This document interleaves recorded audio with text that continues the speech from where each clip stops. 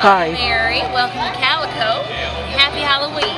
And by the way, Mary, Yes. so how exactly did you die and become a ghoul?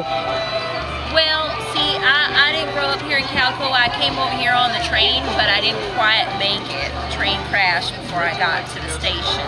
Okay. But I guess I did make it in a way because I'm here in my afterlife. Okay.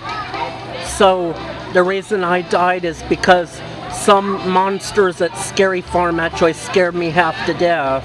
Oh dear, I'm sorry to hear that. What about the other half? Because most of my body is a ghost now. Oh my goodness. Well, it's not so scary during the day, huh? Yeah. Well, that's good. So happy Halloween. Happy Halloween.